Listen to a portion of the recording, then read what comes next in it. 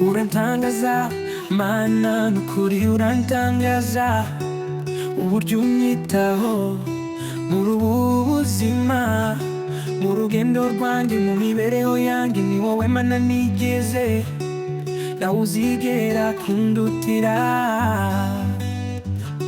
Urukundo rwawe rwinshi rwaguteye kuntabara, imbabazi zawe nyinshi zaguteye kumbabarira. Ineza yawe niyo igutera kunyitaho, igihe nabonaga ko birangiye warahabaye. Ndakubona Mana,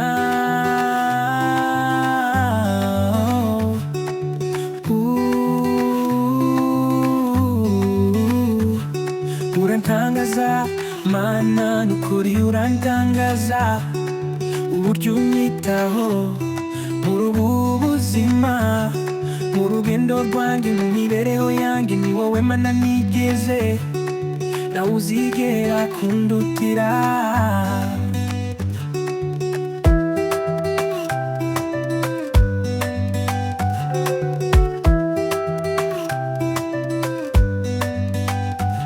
Wandinze byinshi byari kumpitana, wankuyeho karande, uburizamo imivumo bamvumaga icyo nagukundiye.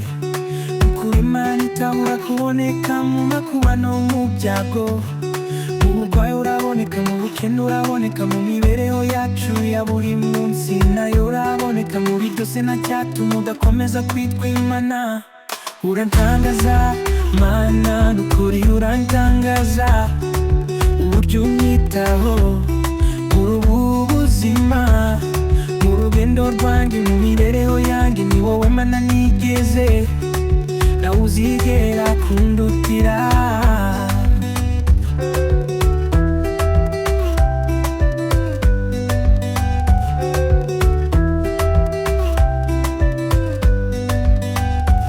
Ibihe birahinduka ariko wowe ntujya uhinduka, ushobora byose nta kijya kikunanira. Ni wowe ufite ubuzima bwacu mu biganza byawe, nibuka ubuzima nabayemo bwose, mu bice byose nagezemo nasanze uri Imana irindi ijambo ryayo.